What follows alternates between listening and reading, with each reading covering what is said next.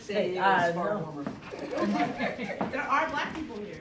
So that's what we were saying. We're like, there's a good chunk of black people here. I love it. Because, you know, when you hear the Northwest, you just think maybe Seattle or something like that. And even there, I'm surprised that a good amount of black people and black communities have been here there for a long time. So it's really cool to think that, because for California, we think LA and Oakland, and that's really it. But we all over the place, right? So that's why it's important that we kind of get this message spread about intrinsic wellness all over the place. Because the reality is, with all that's going on in the world, there's so much shift going on, right? And women have shown over the centuries and years that we are the dominating force within the world. We bring life.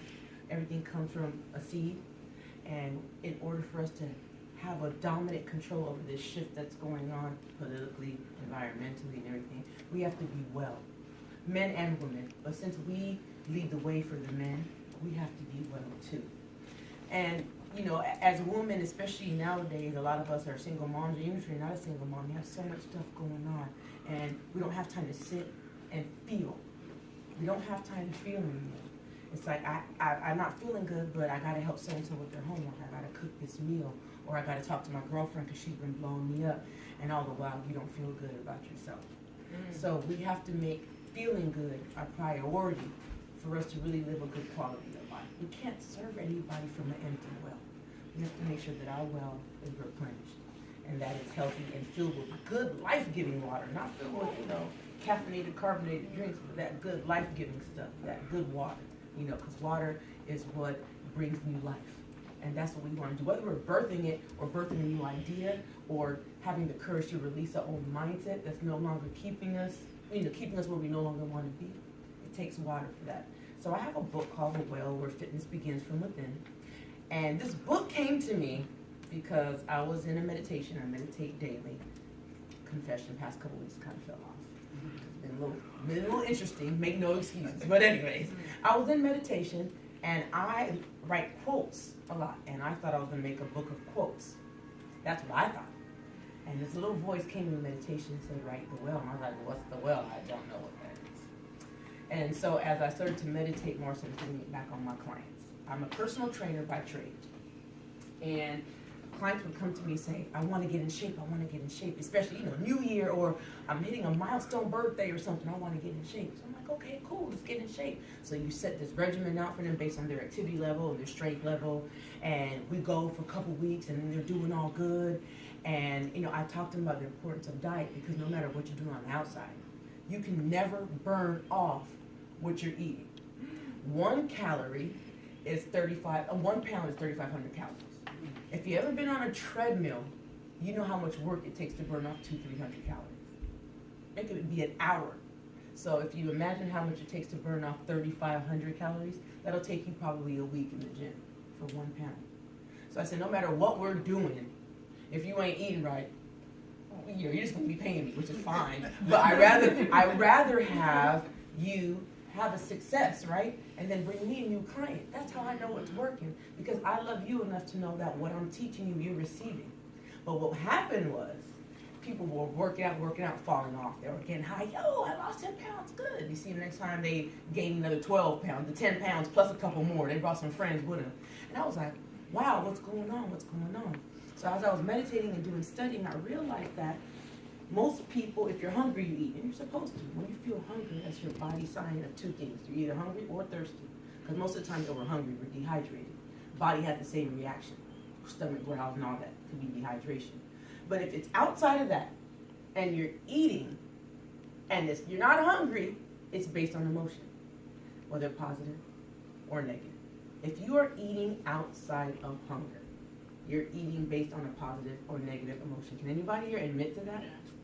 Right? I didn't get this way for nothing. What way? Girl, please. But you know, and yes, I have a question to what you're saying. Yes. What about like eating healthy foods? Like when I know that I want to go get me some licorice, or I want to go get me something that's not really good for me. What if I'm just snacking on like carrots, snacking on apples? You know what I'm saying? Like, is that a bad thing? No, it's okay. So I don't want to say good or bad thing. The whole reason we eat what we eat and do what we do is based on an emotional stimuli. So the question you really have to ask yourself is, why am I eating what I'm eating based on how I'm feeling? We all snack.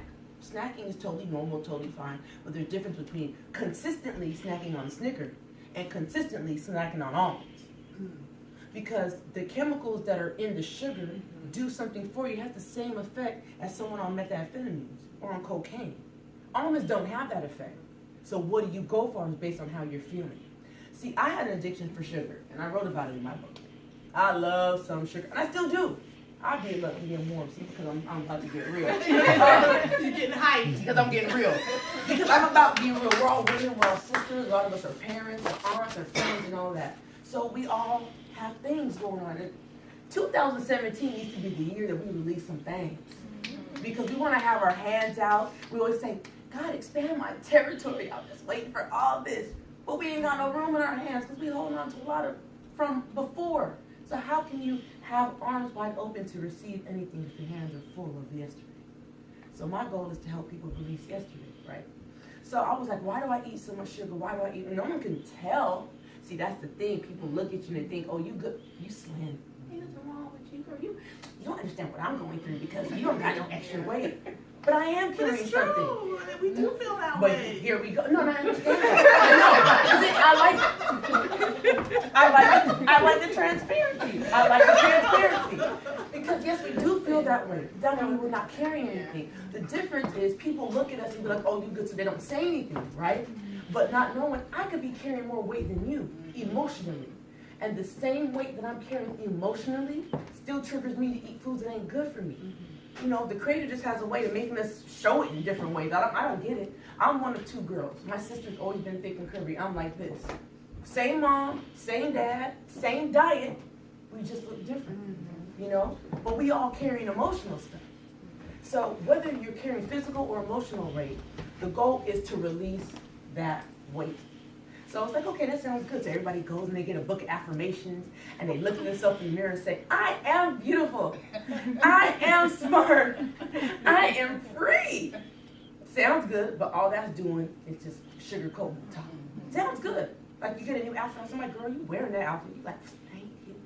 And then you see somebody else and you're like, wow, she's wearing it better than me. Immediately, that compliment's gone. You forgot how good you felt for the 2 seconds, right? So the goal is to feel that way intrinsically. Intrinsic means birthright, something that you were born with. You were born supposed to be feeling good. We're born perfect. Perfect looks like you. Perfect does not look the same. So the only way to find our perfection, our individual perfection, is to go inside here. See, affirmations don't work. Red bottom shoes don't work. New hairdos don't work. New boyfriends don't work. A new promotion don't work. That's the stuff they tell us to go after to feel good. But then after you get it, you're like, you're still looking at yourself in the mirror like, I feel like crap. People, that's why you ever hear the stories of people winning the lottery and they win $3 million and they're broke in 60 days? How does that happen? Because they never went through the process of earning it. They were just giving it. When you go through the process, like when you have, I lost 50 pounds and I did this, and you own that. And you can pass it on to others, but I can't pass on nothing to you that I ain't learned. I just got it. Just like people with silver spoon, I have an inheritance. You don't know nothing about the grind. So they often lose it too if they don't have someone monitoring their estate. So we have to go through the process. How do we get to our subconscious to act right? First of all, our thoughts drive us. But what's fueling our thoughts?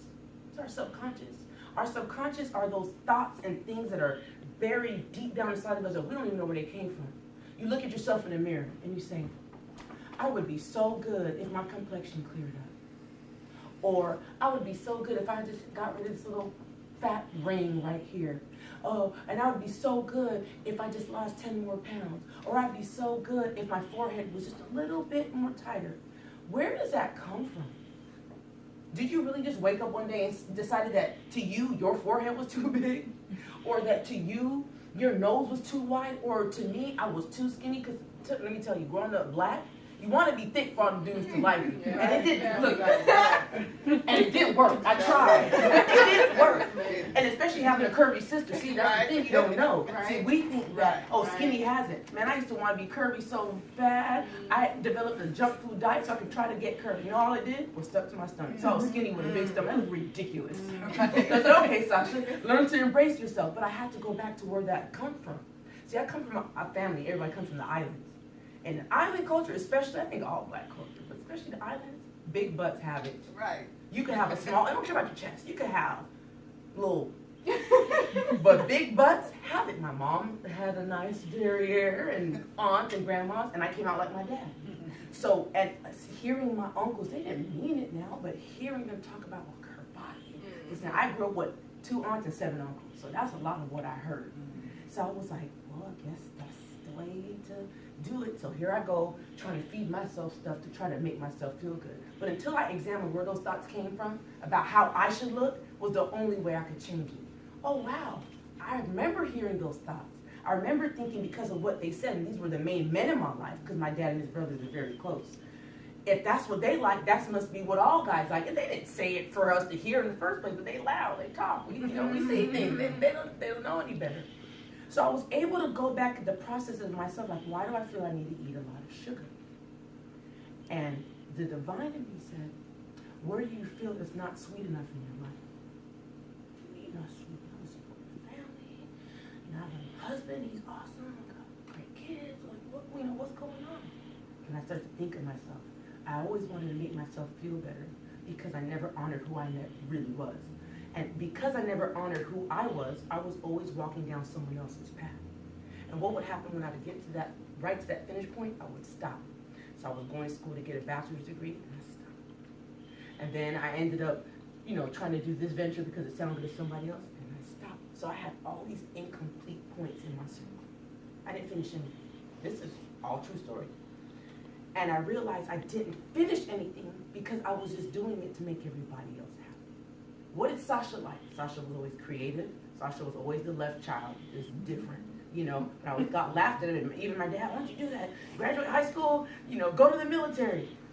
I'm not going to do that. But so you go to school, you have good grades. I didn't even know why I was going to school. I didn't know. I always knew I never wanted to work for someone else. So I was just going to school because that's what you do.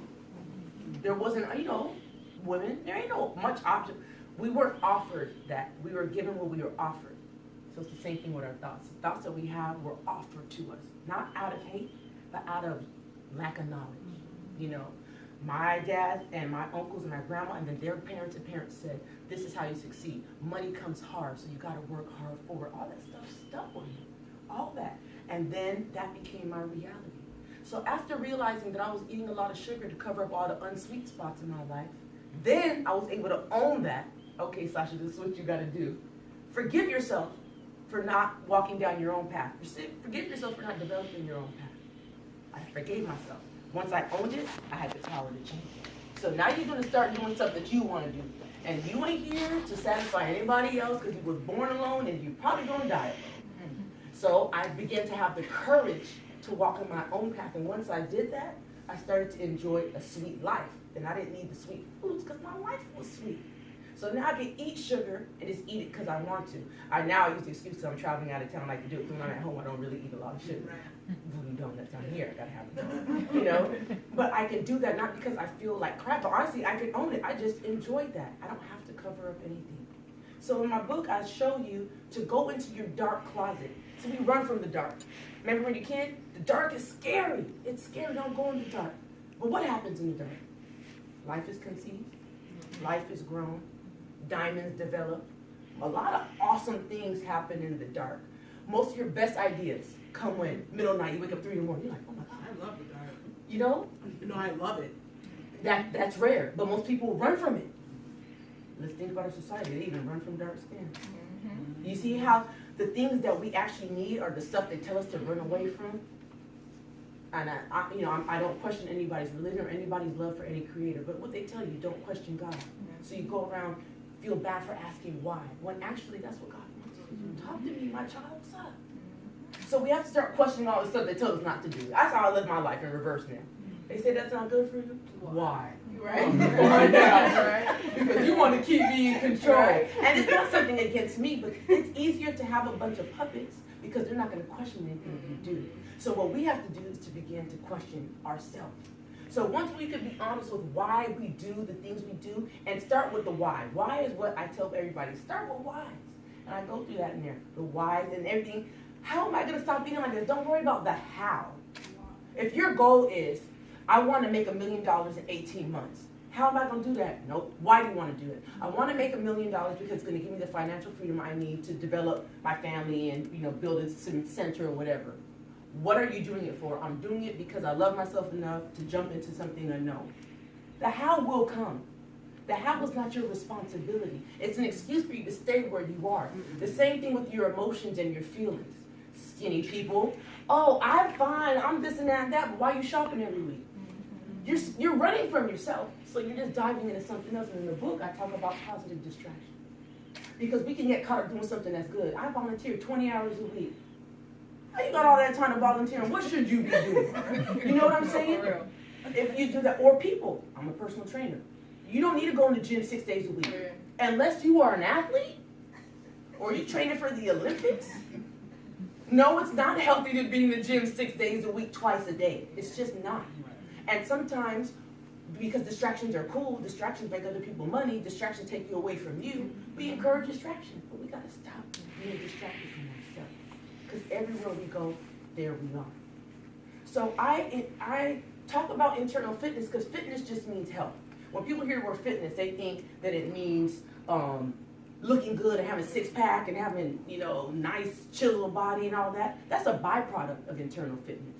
Because once you get to the root of your subconscious, and once you dig it up and have good, fertile soil, and you could plant them good seeds in there, which is good thoughts, painting good visions and good pictures, being able and have the courage to see what was put into your mind by something that was outside of your own belief system, and now you can get rid of it, then you're healthy. See, fitness also means the ability of a generation to produce and maintain life for future generations. So health is a huge responsibility, and it ain't got nothing to do with the outside. Because me looking at having a six-pack is not going to do anything for my daughter and my nephews and nieces. But me being healthy in mind is going to do a lot for them. Because what I believe about myself, they will believe too, and they'll be able to practice it. Mama not just talking it, mom about that life. We do too much talking and not enough acting out on it. In everything. We get caught up in all the external trappings. I got a degree, I got 2 houses. My girl here, wonderful, she got like 8 degrees. But she'll tell you in and of herself that, not 8, like 4, right? I got 3. Okay, whatever. It's like 2 masters, 2 I don't know what it is, but it's more than 2. But she'll say in and of itself, that doesn't bring happiness. It sounds good, and it looks good, it makes you look good from the outside, but how do you feel? And we need to get back to feeling good. So I tell anybody, how does a fit mind lead to a fit body? FIT for me is an acronym. Free from the past. Being healthy means you're not attached to things in the past that hurt you. Zalacia shared that she had her child young. That could have been traumatic. I've been through a lot of things. I've lost house. I lost a job. I've been laid off. I lost jobs, got foreclosure, bankruptcy. You name it. I've been hit by a drunk driver. I'm still here. You could take that as, it's gonna keep me paralyzed. But it happened then, not to me, but for me. So what I choose to get from the experience is experience is all perception. It's all perception. Me going through all that financial stuff, I could have been like, I just made bad decisions. No, it happened to me because God loved me so much. He wanted me to get the lesson. Okay, Sasha, you need to do a little bit more planning before you make this next big move. Or just because everybody's doing it, you'll need to read the fine print, etc. Wow, now I'm armed with the knowledge I have to move forward. So I'm free from the past now. I'm not a hostage by it because I understand why it happened. I challenge you guys to take one experience from your past that really, really was hurting you and ask yourself, what was I supposed to get from it? And see what it does for me. Anything. I'm talking about where I don't know, domestic abuse, adultery, whatever it is, the thing that hurt you the most. Change your perspective on it. Okay, why did that happen to me? See, because the universe didn't send different people to conspire to hurt you just because you're you. It sends you different people for you to learn a lesson when you don't get it the first time. So it comes in a way that we can get it. I ain't gonna learn it for myself, so it's gonna come from a good-looking guy. Again and again and again. I got it, but I'm just saying, it took a couple fine guys to do that, But it's because it was a lesson I needed to know then, so I could become the wife I needed to be now. Ooh, I get it now, but then I didn't get it. And it was only when I got it that I was strong enough and I was vibrating high enough to attract my husband. He's special. He get on my nerves sometimes, but he put up with me, so he's a special guy. But it took a while, and it took 35 years. So it wasn't. I watched Friends, and then the funny thing is, I watched a lot of my homeboys get married. I'm like, how you all get married? I'm like, well, it's different because you got to choose. We just lie and wait. No, that's not it. They vibrate. I tell people attraction is an odor. And when they're ready, their vibration, the odor comes up here. And they meet somebody who's up here. They're not going to be somebody who's carrying weight. If you're carrying weight, you cannot fly. But when a man is ready, he's up here. His vision is, because I have a lot of cousins and homeboys. So I don't have brothers biologically, but I have a lot of boys. When they ready, it's a beautiful thing to see. I'm ready. I ain't dating. I'm about to find me somebody. And their whole, everything just rises up. So they meet somebody who ain't got a lot of baggage. The baggage holds you down. That's why I tell people, don't be disguised by them skinny people. They got stuff going on too. You ever see a beautiful skinny person? Halle Berry, I love her. This is my example. She looks good, but something ain't right. She had number 3, number 4. I lost 5 after St. Justice. I don't know. But looks and slim don't mean nothing. She is carrying an emotional baggage within her that she can only attract men. They can have money. See, money does not mean success. Money does not mean happiness. So she could attract somebody energetically on this financial level with her. But emotionally, she's meeting cats that are on the same level. That's why she don't never stay married longer than 2 years. And I hope that she finds that out. So don't get caught up in the looks. You want to see the best testimony for somebody's life? Ask them how they feel. See if they live all that they're talking about. Because it's easy to cover it up. We can get in debt trying to pretend. We know that. But when are we going to tire of being not only financial debt, but spiritual debt? So fit means being free from the past. I get it. I know I have. I'm good. I'm confident. The I in fit means inspired by the present. Because of what happened in the past, I learned. Now I am ready to go into and embrace this present moment. I'm inspired by you. I can see each of you for who you are. These ladies came here today on a cold, rainy Sunday night. They inspire me because they could have made an excuse to not be here. I come from California, it's warm. We make an excuse not to go anywhere when it's under 70 degrees, like anywhere. Anywhere. I mean, unless a concert or something like that. But you guys are here. So you guys inspire me. This present moment, not the fact that, oh my gosh, I got to unpack all these boxes because I just moved and all this. No, this moment here has me inspired. Because I know what I went through and I brought me to this moment. That's huge. That's really, really huge. No matter what you guys been through, everything you've been through got you here in this moment to hear this message. That's courageous. That's inspiring. T in fit is trusting. I'm free from the past. This moment, I trust. So my future, I'm good. I trust my future. Because I know now there's no punishment against me. Things come to me with purpose, not punishment. All my lessons, all my feelings, even the stuff that's been buried in my subconscious comes with purpose. It's like being the one to finally put that puzzle together in your life. See, I grew up in a family where people just take things as it is. Well, that's how grandma did it. That's how great-grandma did it. That's how great-great-great-grandma did it. That's how, and all y'all dead or dying. Not because of time. Because I believe time doesn't kill. Habits kill. Doing the same thing over and over again and expecting different results is insanity kills. So if we're all eating a diet that's giving us heart attacks don't run in the blood. Sorry. The habits that bring the heart dis-ease, emotionally or dietary, is what kill you. We gotta break the habits, you guys. Who's gonna be courageous enough to break the habits?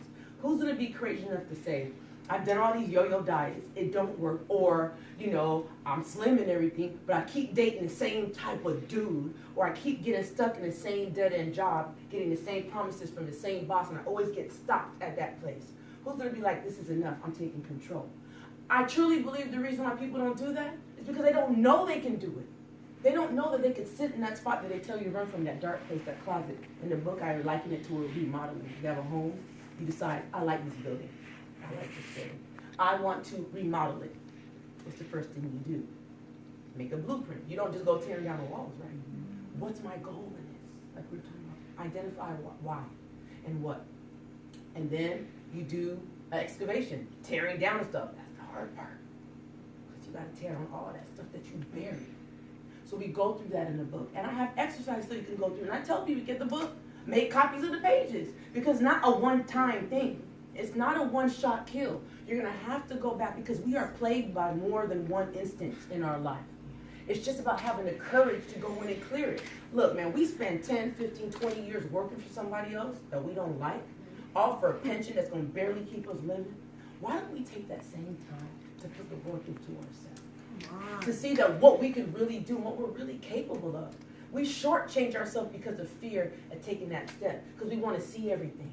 But I think back on my ancestors, they didn't see a lot. And they still did it because they knew what I'm living now cannot be any worse. So I'm going to jump. I'm going to jump. And there's this big jump thing going on, this jump challenge. Where that comes from? From a bunch of people, especially women, being tired of their circumstances and realizing I have to do something different to change it. So I have to go within. I could get my hair done. I could date Denzel Washington and all his brothers. And I'm still not going to feel good because that's not getting to the root of me. Y'all have grandparents that had gardens and they would go in there and dig it up, or parents dig it up, and then they pull them roots out and they have them big, thick gloves on. And you see them, and sometimes the roots would even slip out their hands, and they finally take a big heap and they pull it up. And then they pull the roots up, and what's attached to it? Little roots and soil and dirt. It's a lot of stuff dug deep down in there. But the minute they do, they exhale, they're like, okay, now we begin to work. I pulled it up. Now the space is clear. Now I'm going to start depositing what I want to put in there. That's what we do to our subconscious. I'm digging up. I see that I have this belief from my dad about money, and this belief from my mom, like all men are dogs, and this belief from my great-grandma that, poor runs in our family. Oh, I see the root of this now. I forgive them and I love them because they did the best that they can do. But this is my life, my time, and I'm about to put what I want in this soil. So I start to plant the stuff I want. I start to look at the people that are successful, that the line I want to live in. No, they were no different than me, except they made a choice to go in a dark closet and dig that stuff up. We sweat too hard for other people. It's time to start sweating for ourselves. So a fit mind is a free mind, an inspired mind, and a trusting mind. So I'm free and inspired and trusting. What are the characteristics? A fit mind is resilient. Think about everything that we've been through. I just told you guys that fit mind goes through things and it builds character. You can use it to break you down or build you up. It's all stuff to build muscle. Speaking of personal training, when you want to build muscle, there's no easy way around it. You're squatting, you're going up mountains, you're doing high intensity interval training. You wake up, sometimes you just fall down because your thighs is burning. That builds resiliency. You're working hard because you have an end goal. Most of us get frustrated with hard work because we don't know where we're going. We ain't took the time to sit down. We take more time to figure out how we want our body to look than how we want our life to look. No wonder we tired. If I'm working hard and I know what I'm working hard for, all of a sudden it'll become hard work. So a fit mind is resilient. A fit mind is also responsible. Look, I got here, you got here, we got here. It didn't happen overnight. So it's going to take some time. But I have to keep telling myself that every morning at 5:30. Yeah. When I want to get back in the bed and be like, no, bitch, get up. Yep. Go do your class. That's it. Because nothing changes unless we do. It's not the other way around, But you have to stick to it. It didn't happen overnight. It didn't happen overnight. We didn't wake up and was born and was like, life sucks, work is hard. No. That came over time. That memory came to us through experiences. Because the memory serves as how we're going to determine the experience. That's what memory does. It serves as how we determine our experience. And then once we transmute the memory into something powerful for us, then the experience could become a life lesson. Until then, you're going to see this punishment, drama, and your whole life is going to be crazy. And I'm going to walk away. But no, I'm saying that we have to take responsibility for where we are and what we believe and know that we can change that. We tell our kids, you need to be responsible for the mess you made.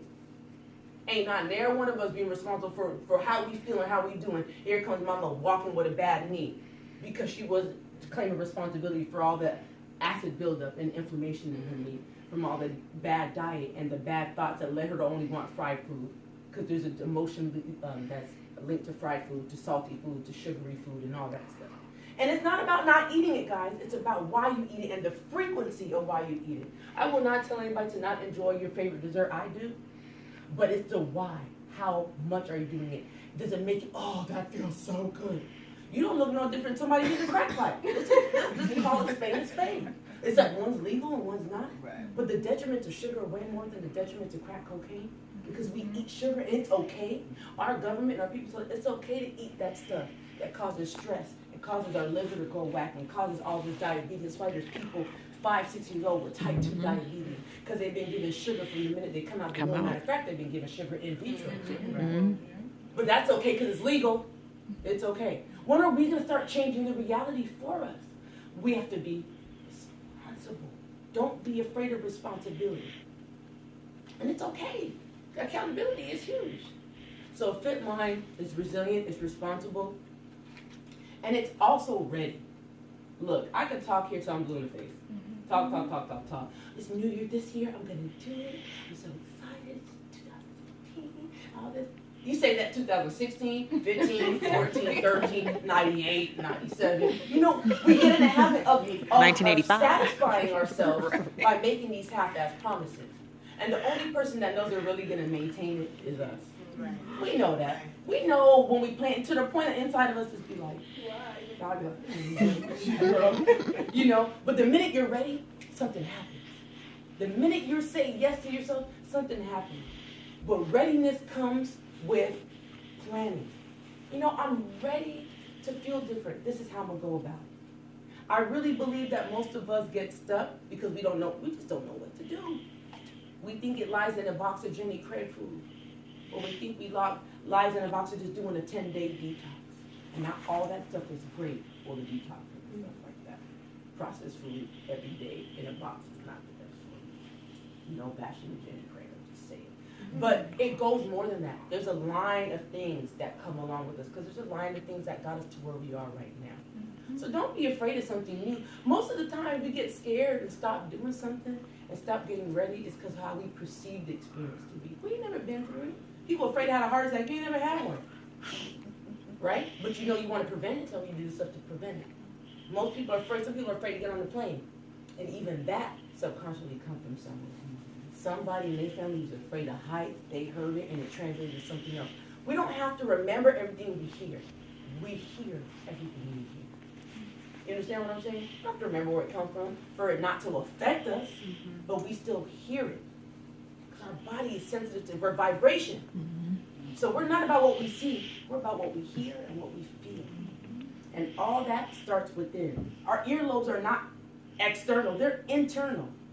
So think about it, ladies. We're internal. Everything that we take in, it comes in. We don't see, oh, there it goes traveling through my ears. No, it goes through there.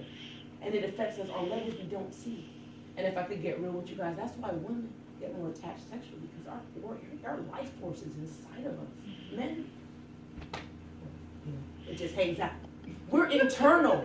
We carry love and life in our womb. And when something doesn't work out romantically, we carry it here. We carry it. Why do you think there's such a rise in cervical cancer, ovarian cancer, breast cancer? That's our woman parts. That's our love parts. And when we don't understand